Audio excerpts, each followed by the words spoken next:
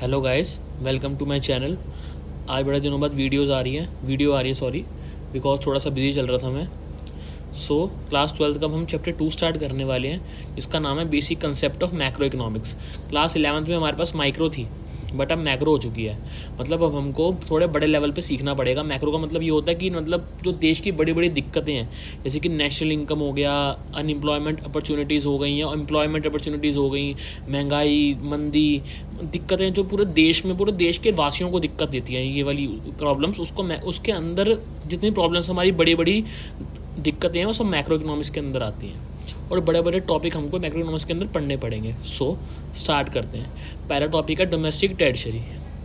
इसको भी इकोनॉमिक के नाम से भी जानते हैं। ये होता क्या है, देखो भाई, जो पैसा जैसे मैं इंडिया में पैदा हुआ तो उसको बोलेंगे जियोग्राफिकल बाउंड्री। जैसे कि एक ये बाउंड्री है, इंडिया के अंदर अंदर वाली बाउंड्री है। यही मेरा काम है, यही मैं पैदा हूँ, यही मैं खाता हूँ, यही मैं पीता हूँ, सब यही करता हूँ मैं, ठीक है। अपनी एक पर्टिकुलर बाउंड्री के अंदर करता हूँ, बाहर नहीं जाता, ठीक है। अगर मैं इंडिया के बाहर कमाऊंगा तो वो इंटरनेशनल बाउंड्री हो जाएगी, वो डोमेस्टिक नहीं रहेगी, वो नेशनल बाउंड्री हो जाएगी। बट अभी हम डोमेस्टिक बाउंड्री की बात कर रहे हैं। जो भी इकोनॉमिक ट्रांजैक्शन मैं करता हूँ, पैसे का लेन देन करता हूँ अपनी एक बाउंड्री के अंदर, उसको बोलते हैं डोमेस्टिक टेरिटरी। मेरी बात सुनिए।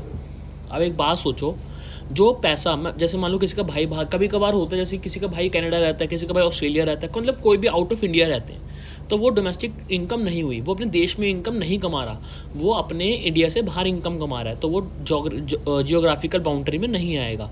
बट अगर मैं इंडिया में पैदा हुआ हूँ और इंडिया में ही कमा रहा हूँ, तो मेरा पूरा इकोनॉमिक ट्रांजेक्शन, पैसे का लेन देन पूरा का पूरा एक कंट्री में, मेरी कंट्री में ही हो रहा है, मेरी कंट्री को वालों को फ़ायदा हो रहा है, तो उसको बोलते हैं डोमेस्टिक टेरिटरी, या फिर इकोनॉमिक टेरिटरी भी बोल सकते हो। तो ये हमारा डोमेस्टिक टेरिटरी हो गया। सुन लो, refer to the geographical boundary of a country. एक कंट्री की बाउंड्री होती है geographical, which all the economic transaction takes place, जिसके अंदर मैं सारी पैसे का लेन देन करता हूँ अपनी एक बाउंड्री के अंदर अंदर। अगला कौन है? Normal resident.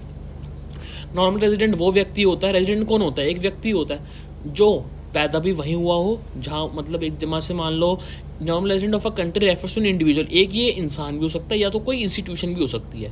Who ordinarily resides in the country and who centre of economic interest lies in the same country. कि मतलब कि मैं पैदा भी इंडिया में हूँ, कमा भी इंडिया में रहूँ, तो मैं नॉर्मल रेजिडेंट कहाँ का कहलाया जाऊँगा? इंडिया का ही कहलाया जाऊँगा। सिटीजनशिप जैसे कि आधार कार्ड ऐसा मान सकते हैं। जैसे मान लो कोई इंसान, कोई पर्सन है, ये इंडिया में पैदा हुआ, तो पैदा होते ही उसके पास सिटीजनशिप इंडिया की मिल जाएगी। पैदा होते ही ठप्पा लग जाएगा उसके कि हाँ, वो इंडिया का ही एक बंदा है। अगर आप अमेरिका में पैदा हुए हो तो आपकी सिटीजनशिप अमेरिका की मिलेगी। मतलब ये होता है, जो बंदा जिस देश में पैदा हुआ होता है उसी देश का वो नॉन रेजिडेंट कहलाया जाएगा और सिटीजनशिप भी उसको उसी की मिलेगी, ठीक है जी। दो टॉपिक्स हो रहे हैं, एक होता है फैक्टर इनकम, एक होता है ट्रांसफ़र इनकम। फैक्टर इनकम वो इनकम होती है, पहले आप हिंदी में समझो। मान लो अभी मैं आपको पढ़ा रहा हूँ, मेरी क्लासेस भी चलती हैं, मेरा इंस्टीट्यूट भी है। अगर मैं अपने इंस्टीट्यूट में पढ़ाऊँगा तो भैया उन बच्चों से मैं फ़ीस लूँगा, तो मैंने मेहनत करी, उन बंदों ने मेरे को बदले में पैसे दिए, तो वो मैं फैक्टर इनकम में लिख दूंगा। मतलब फैक्टर इनकम वो इनकम को इंक्लूड करते हैं जो तुम उनको कुछ सर्विसेज देते हो और बदले में वो तुमको उनकी पेमेंट करते हैं, तो वो फैक्टर इनकम होती है। हिंदी में बोलूँ तो मतलब सारा एक तरीके से जो बंदा जॉब कर रहा है, कहीं पर मेहनत कर रहा है, उस मेहनत के उस बंदे को पैसे मिलेंगे, वो पैसे फैक्टर इनकम में आते हैं। जैसे कि रेंट, वेजिस, इंटरेस्ट, ये सब चीज़ों में मेहनत लगती है। भैया तुम किसी के लैंड पे काम कर रहे हो, बदले में तुमको वो रेंट देगा, ठीक है। मतलब कि तुम एक तरीके से तुम उसको रेंट दोगे, मतलब कि ऐसा कहने का मतलब ये है, तुम उसकी लैंड यूज़ कर रहे हो और इनकम कमा रहे हो और बदले में तुम उसको उसका रेंट दे रहे हो। तो देखो ना तुम, मतलब ये पैसे का लेन देन हो रहा है और ये नेशनल इनकम में इंक्लूड होगा। फैक्टर इनकम वो इनकम होती है जो रिसीव होती है किसी भी कुछ ना कुछ छोटा मोटा काम करने से या बड़े बड़े काम करने से। जैसे मान लो मैं कहीं पर जॉब कर रहा हूँ, तो जॉब करने से मेरे को फ़ायदा है। कैसे? मेरे को वहाँ से वो सैलरी दे रहा है, मैं पूरे दिन वहाँ पर मेहनत कर रहा हूँ बैठ के, तो वो इनकम मेरे को जो प्राप्त हो रही है वो फैक्टर इनकम में आ जाती है। एक होता है ट्रांसफ़र इनकम। जैसे मान लो मेरे को मेरी मम्मी ने 50 रुपये दिए कि जाके कुछ खा लो, पार्टी कर लो, तो वो मैंने कोई मेहनत से कमाए पैसे नहीं, तो वो ट्रांसफ़र इनकम में आएगा। ट्रांसफ़र इनकम वो इनकम होती है जिसके अंदर मेरी कोई भी मेहनत नहीं लगती, मैं विदाउट रेंडरिंग फैक्टर सर्विसेज में आ जाता हूँ। मतलब कि कोई मेरी मेहनत, जैसे कोई हमें घर में मेहमान आ जाते हैं, पकड़ाते हैं ना 200-300 रुपये, 500 रुपये, तो वो हमारी कोई मेहनत लगी उसको लेने में नहीं, तो वो ट्रांसफ़र इनकम में हो गया। जैसे कि गवर्नमेंट क्या करती है, स्कॉलरशिप प्रोवाइड करवाती है, तो उसमें ट्रांसफ़र इनकम में आएगा। अनएम्प्लॉयमेंट अलाउंसेस मिलते हैं सरकार की तरफ से, मतलब जो बेरोज़गार होते हैं वो ट्रांसफ़र इनकम में आएगा। तो ये चैरिटी हो गई। मान लो कोरोना में हमारे देश में थोड़ी दिक्कतें आने लग गई थी, तो बाकी जो हमारे नेबर कंट्रीज़ हैं उन लोगों ने हमारी मतलब हेल्प करी थी, तो वो ट्रांसफ़र इनकम हो गया, जिसमें हमारी कोई भी सर्विस नहीं लगती। एक तरीके से मान के चलो ये हमारे मतलब एक तरीके से हमको फ्री फंड का पैसा मिलता है, उसको ट्रांसफ़र इनकम बोलते हैं। रेफर्स टू द इनकम, ये वो इनकम होती है which is received without rendering factor services in return, जो हम बदले में उनको कुछ नहीं करके दे रहे मगर फिर भी हमको वो पैसे मिल रहे हैं, तो ये ट्रांसफ़र इनकम हो गया। ठीक है जी, कोई दिक्कत? आगे चलते हैं। एक होता है फाइनल गुड, एक होता है मतलब इंटरमीडिएट गुड। पहले फाइनल गुड की बात करते हैं। देखो, फाइनल गुड वो गुड्स होते हैं जिसके अंदर या तो हम उन गुड्स की कंजप्शन करेंगे या तो उनको इन्वेस्टमेंट करेंगे। थोड़ी इजी भाषा में समझ के देखते हैं। फाइनल गुड वो गुड होता है जो प्रॉपरली तैयार है यूज़ करने के लिए। इसमें हम कोई भी प्रोडक्शन आगे ऐड नहीं करेंगे। मान लो मशीनरी है, मशीनरी के अंदर हम और चीज़ें ऐड नहीं करेंगे क्योंकि वो बिल्कुल पक्का माल बन चुका है, वो मार्केट में बिकने के लिए तैयार है, और उससे हम इन्वेस्टमेंट भी कर सकते हैं मान लो। और उसको उस मशीनरी, जैसे मान लो पक्के माल में, जैसे मैं 4 किलो दूध लेने गया। ये देखो, मैं 4 किलो दूध लेने गया, 4 में से 2 किलो मैंने कंजप्शन कर लिया और 2 किलो मैंने रीसेल कर दिया। ठीक है, अब सुनो मेरी बात। ये जो 2 किलो मैंने कंजप्शन कराई है फाइनल गुड हो जाएगी, पक्का माल हो जाएगा, क्योंकि कंजप्शन कहाँ आता है? फाइनल गुड में आता है। ठीक है, मतलब पहचानने का तरीका क्या है? अगर मैं प्रॉपर्ली कंज्यूम कर रहा हूँ उस गुड को तब भी वो फाइनल गुड बनाया जाएगा। अगर मैं उस गुड को इन्वेस्ट भी कहीं पर इन्वेस्ट कर रहा हूँ तब भी वो फाइनल गुड में ही आएगा। सो फाइनल गुड वो गुड्स होते हैं जो प्रॉपर्ली तैयार होते हैं इन्वेस्टमेंट करने के लिए और कंजप्शन करने के लिए, मतलब पक्का माल होता है। एग्जाम्पल ये रहा, गुड परचेज बाय कंज्यूमर। एक कंज्यूमर ने गुड खरीदा हाउस होल्ड, घर के लिए थे, घर के लिए तो बंदा कंज्यूम ही करेगा, कोई गुड खरीदेगा तो, और जहाँ कंज्यूम वर्ड आ गया वो फाइनल गुड में आ जाएगा। They are mean for final consumption, उसको फाइनल कंजप्शन के नाम से जान लेंगे, जैसे कि मिल्क। कोई दिक्कत? आगे बढ़ते हैं। एक और example low, good purchase by firm. एक फर्म ने खरीदा माल। अब देखो, अब फर्म तो भैया वो हो गई, क्या बोलते हैं, घर तो हुआ नहीं। तो अब इसमें देखते हैं क्या हो गया, goods purchase by firm for capital formation like machinery purchase. अब मशीनरी है, मशीनरी कच्चा माल नहीं होता, मशीनरी पक्का माल होता है। पक्का मतलब फाइनल गुड होता है, क्योंकि हम इससे इन्वेस्टमेंट करते हैं अपनी कंपनी में, और जहाँ इन्वेस्टमेंट कर रहे हैं वो भी फाइनल गुड में आ जाएगा। कोई दिक्कत? अगला बढ़ते हैं। अगला होता है इंटरमीडिएट गुड। इंटरमीडिएट को हम कच्चा माल बोलते हैं, जो अभी बिकने के लिए तैयार नहीं हुआ, जिसको हम सिर्फ रीसेल करते हैं फॉर फर्दर प्रोडक्शन के लिए। इसके अंदर अभी हमारी काम बाकी है, जैसे कि good are purchase for resale like milk purchase by dairy shop. अब मिल्क मैंने कंज्यूम करा खुद, तो मैं क्या करूँगा, वो जो मैं खुद गुड्स खरीदूंगा खुद के खाने के लिए, वो फाइनल गुड। बट अगर मैं वो गुड किसी दुकानदार को देता हूँ तो वो रीसेल करेगा, उसको अपने कंज्यूमर्स को देगा, तो वो आ जाएगा इंटरमीडिएट गुड। जहाँ पर रीसेल वर्ड लिखा आ जाए, रीसेल मतलब इंटरमीडिएट कच्चा माल, और जहाँ पर लिखा आ जाए, कहाँ गया, जहाँ पर लिखा आ जाए कंजप्शन और इन्वेस्टमेंट, वो फाइनल गुड। तो ये फ़र्क है दोनों के अंदर। एक होता है कच्चा माल, एक होता है पक्का माल। एक इन्वेस्टमेंट के लिए तैयार रखता है कंजप्शन के लिए, और एक रीसेल के लिए तैयार होता है। तो ये फ़र्क है दोनों के अंदर। ठीक है जी, कोई दिक्कत? अगला देखो, अब एक टॉपिक आता है कंजप्शन गुड्स। कंजप्शन गुड्स नाम से पता लग रहा होगा तुम लोगों को कंजप्शन होता क्या। कंजप्शन मतलब कि वो होता है, ये वो गुड्स होते हैं जो एक कंज्यूमर के वांट को सेटिस्फाई करते हैं, जैसे कि दूध, मक्खन, शर्ट। एक तरीके से मान के चलो कुछ भी खाने पीने की आइटम या पहनने की आइटम।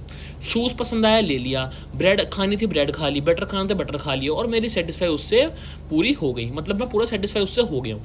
मतलब कि इसमें जो कंज्यूमर होता है वो कंजप्शन गुड को तैयार करता है और खाता है और उससे सेटिस्फाई हो जाता है। नहीं हुआ तो कंजप्शन गुड नहीं कहलाया जाएगा, हुआ तो वो डायरेक्टली हो गया तो वो कंजप्शन गुड में आ जाएगा। कोई दिक्कत? अगला पढ़ते हैं। अगला होता है ड्यूरेबल गुड्स। ड्यूरेबल का मतलब ये होता है बहुत लॉन्ग टर्म चलने वाला good. Are those goods which can be use again, इसको हम बार बार यूज़ कर सकते हैं, जैसे कि टीवी हो गया, लैपटॉप हो गया, रेफ्रिजरेटर हो गया, और क्या बोल सकते हो भैया, एसी हो गया, जो लंबे समय तक चलते हैं, इनकी कोई भी मतलब दिक्कत इनको नहीं आती। बड़ी बड़ी मशीनरीज होंगी, ये ड्यूरेबल गुड्स में कहलाया जाता है, जिसको हम बार बार यूज़ करते हैं, और समय के साथ साथ इनके ऊपर डेप्रिसिएशन लगता रहता है, तो इनकी वैल्यू भी कम होती रहती है, लेकिन ये खराब नहीं होते लंबे समय तक, ये कहना चाहता हूँ। कोई दिक्कत? एक होता है semi durable goods. Semi durable goods वो गुड्स होते हैं विच can be use for a limited period, जो बहुत कम समय के लिए होते हैं बट वो हमको बार बार सेटिस्फाई कर देते हैं। जैसे जीन्स है, जीन्स इसका एग्जांपल हो गया, कपड़े इसके एग्जांपल हो गए, एक तरीके से कोई जैकेट हो गई, मतलब तुम उसको कहीं शादी पार्टी में पहन के जाते हो बट एक समय ऐसा आता है कि वो रफ हो जाती है। जीन्स पहनी तुमने 3-4 बारी, ब्लैक पहन ली जीन्स मान लो, तो जीन्स का कलर उतर जाएगा 3-4 बारी पहनने में, मतलब वो फिर भी तुमको सेटिस्फाई कर सकते हैं बट वो बात नहीं रहेगी जो पहले बात थी उस जीन्स के अंदर। ये होता है सेमी ड्यूरेबल गुड्स, जो चल तो जाते हैं लेकिन उतना नहीं चलते जितना ड्यूरेबल गुड्स चलते हैं। एक होता है नॉन ड्यूरेबल गुड्स, जो भैया जिनकी शेल्फ लाइफ 1 या 2 दिन से ज़्यादा नहीं होती। मिल्क, ब्रेड, फूड, खाने पीने की आइटमें जो सिंगल यूनिट होती हैं और खाते ही ख़त्म हो जाती हैं, जल्दी ख़त्म हो जाती हैं, कोई दिक्कत। ये हमारा नॉन ड्यूरेबल और सेमी ड्यूरेबल और ड्यूरेबल गुड्स। अगर वीडियो अच्छी लग रही हो तो लाइक सब्सक्राइब करिएगा। अगला होता है सर्विस। भैया सर्विस का एग्जाम्पल सबसे बढ़िया मैं बताता हूँ। अब तुमको मैं पढ़ा रहा हूँ, तुम मेरी सर्विस को देख पा रहे हो? नहीं, सिर्फ महसूस कर पा रहे हो या फील कर पा रहे हो या फिर मतलब उसको समझ पा रहे हो। सर्विसेज वो चीज़ होती है जो इनटेंजिबल होती है, जिसको तुम देख नहीं सकते और वो डायरेक्टली सेटिस्फाई करती है एक कंज्यूमर को। अब तुम मेरे से पढ़ रहे हो, तुम जैसे कि मान लो एक एग्जाम्पल भी दे रखा, service of teacher, service of doctor भी हो सकता है। डॉक्टर की मतलब एक तरीके से मान लो वो इलाज कर रहा है तो उसको इलाज को तुम देख नहीं सकते, उसको इंटरनली तुम उसका फील कर सकते हो एक तरीके से। ऐसे टीचर का भी सेम एग्जाम्पल है। लॉयर हो गया, वो केस लड़ता है लेकिन कुछ हाथापाई नहीं करता, तो सर्विसेज में आ जाता है। तो services refers to non material goods, इसकी जगह तुम इंटेंजिबल वर्ड भी यूज कर सकते हो जो डायरेक्टली एक कंज्यूमर को सेटिस्फाई करता है। जैसे कि टीचर, अच्छा लगेगा तो पढ़ोगे, नहीं लगेगा तो चले जाओगे। तो टीचर सर्विसेज जो देता है तुम लोगों को, जैसे कि मैं दे रहा हूँ, तो ये सर्विसेज में आ जाता है। एक होता है कैपिटल गुड्स, ठीक है जी। कैपिटल गुड्स वो गुड्स होते हैं जो बड़ी बड़ी मशीनरीज, प्लांट होती हैं जो एक बिजनेस को बढ़ाने में मदद करती हैं बहुत ज़्यादा। Example plant and machinery. और ये पक्का माल होती है, फाइनल गुड होता है। फाइनल गुड क्या होता है? या तो बंदा खुद कंज्यूम कर रहा है या तो उसको इन्वेस्टमेंट कर रहा है। तो कैपिटल गुड्स वो गुड्स होते हैं जो बड़ी बड़ी कारखाने हो गए या फिर कोई भी बड़े बड़े गोडाउन हो गए, उसमें मशीनरीज लगी होती हैं, इससे प्रोड्यूसर सेटिस्फाई हो जाता है और बिजनेस में इन्वेस्टमेंट करता रहता है। कैपिटल गुड्स ये होता है। कोई दिक्कत? अगला पढ़ते हैं। अब ये ग्रॉस इन्वेस्टमेंट और नेट इन्वेस्टमेंट, अच्छा टॉपिक है ये, तुम्हारे नेशनल इनकम के न्यूमेरिकल्स में काम आएगा। एग्जाम्पल लेता हूँ मैं इसका छोटा सा। जैसे मान लो ग्रॉस इन्वेस्टमेंट बता रहा हूँ। सबसे पहले क्या होता है, तुमने एक फ़ोन खरीदा जो कि 100 रुपये का था, ठीक है। अब 100 रुपये खरीदने, तुमने उसको 2 साल बाद बेचा, मतलब 2 साल बाद उसकी कीमत हो गई 80 रुपये। जो जिस रेट का तुम खरीदते हो, जिसके उसका एक्चुअल प्राइस होता है, उसको बोलते हैं ग्रॉस इन्वेस्टमेंट। तुमने ग्रॉस इन्वेस्टमेंट करी जो उसका एक्चुअल प्राइस था 100 रुपये, 2 साल बाद उसकी कीमत 80 रुपये हो गई, तो जो कीमत उसकी बच गई अब 2 साल बाद उसको बोलेंगे नेट इन्वेस्टमेंट। जो नेट बच गया और जो इनके बीच का डिफरेंस आया 20 रुपये का, इसको बोलेंगे डेप्रिसिएशन। डेप्रिसिएशन वो चीज़ होती है, जैसे मान लो मैंने बुलेट ली, बुलेट 2 लाख की मिली, जैसे जैसे समय बीतता जा रहा है वैसे वैसे बुलेट की वैल्यू भी घटती जा रही है, तो इसको हम बोल सकते हैं fall in the value of fixed tangible asset.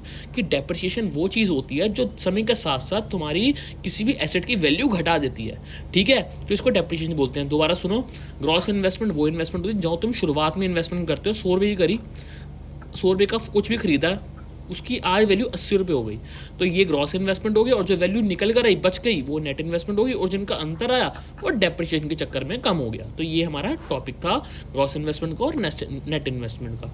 Hope आपको वीडियो समझ आई हो। Thank you so much, take care.